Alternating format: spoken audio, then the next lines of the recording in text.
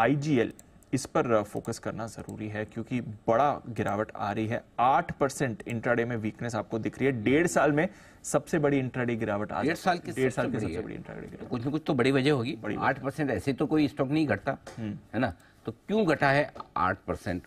उसकी वजह है जेफरीज, ये एफआई ब्रोकरेज हाउस है, इसने आज आईजीएल को किया है डबल डाउनग्रेड।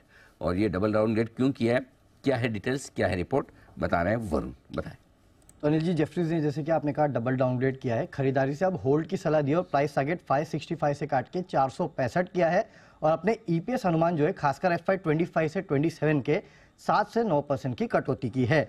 अब क्या कारण है? इसका कारण बेसिकली ये है कि दिल्ली सरकार ने एक ईवी एडॉप्शन पॉलिसी जो है उसका ऐलान किया है। हालांकि इस पॉलिसी को अभी गवर्नर के जो अप्रूवल है वो मिलना बाकी है, लेकिन जिस दिन गवर्नर का अप्रूवल मिल जाएगा उसके बाद इसका नोटिफिकेशन आएगा और नोटिफिकेशन आने के बाद ये जितने भी कैब एग्रीगेटर्स होते हैं, डिलीवरी सर्विस देने वाले होते हैं, ई कॉमर्स देने वाले होते हैं, आपने देखा होगा खासकर ये जितने भी होते हैं, इनको कहा गया है कि आपको पूरी तरह से ईवी पे शिफ्ट होना है।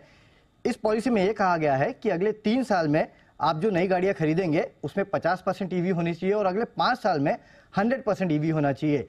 1 अप्रैल 2030 तक आपकी जितनी भी गाड़ियां हैं सबकी सब ईवी की ही होनी चाहिए और ये एक बड़ा पॉलिसी ऐलान जो है वो दिल्ली सरकार की तरफ से आया है। हालांकि अभी नोटिफिकेशन बाकी है लेकिन इसकी शुरुआत हो चुकी है और इसी वजह से जेफरीज ने इसको डाउनग्रेड किया है। इनका कहना है कि दिल्ली सरकार की एडॉप्शन पॉलिसी अगर आ जाती है तो इसका सीधा इंपैक्ट जो है आईजीएल के वॉल्यूम्स पे होगा। अगर अभी आप देखेंगे तो ईवी का पेनिट्रेशन दिल्ली में बहुत कम है, 11% के आसपास का, और उसमें भी ज्यादातर 2 व्हीलर 3 व्हीलर है। सीएनजी गाड़ियों का मार्केट शेयर जो है 18 से 20% के आसपास का है, ईवी का केवल 4% के आसपास का है। और जो कैब एग्रीगेटर्स होते हैं दिल्ली में अगर आप देखेंगे तो कुल मार्केट में से 30-40% के आसपास अगर आप देखेंगे तो वो सीएनजी गाड़ियों का है और ये जो है वो शिफ्ट हो सकते हैं। सिर्फ यही नहीं, आपने लगातार देखा होगा कि जो डीटीसी बसेस है उनके ऑर्डर सीएनजी में आते जाते थे, तो इनका कहना है कि वो भी शिफ्ट हो सकते हैं और FY25 तक खासकर ये जो 30% कैब एग्रीगेटर्स के वॉल्यूम है उस पे एक तगड़ा हिट लग सकता है, ये जेफरीज का कहना है और इसके लिए इन्होंने डाउनग्रेड किया है।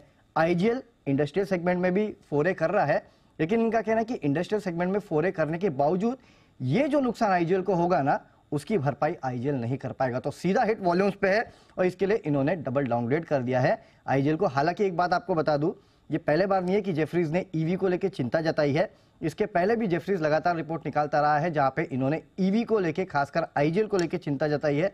हालांकि हमारा मैनेजमेंट जब जुड़ा था हमने उनसे पूछा भी था तो उन्होंने कहा था कि हाँ इंपैक्ट होगा लेकिन लॉन्ग टर्म पे, बट हाँ जेफरीज कह रहा है FY25 से ही आपको इंपैक्ट देखने मिल जाएगा। ओके, तो ये है आपके लिए आईजीएल पर राय जेफरीज की तरफ से आती हुई और उसका असर आप देख रहे हैं स्टॉक पर भी जबरदस्त पड़ता हुआ दिख रहा है, गजब का डाउनग्रेड आया है। और कंसर्न्स जो है देखते हैं, कोशिश करते हैं हम आईजीएल के मैनेजमेंट को बुलाने की कोशिश करेंगे, समझेंगे उनसे कि जेफरीज की चिंताएं वाकई में जायज है या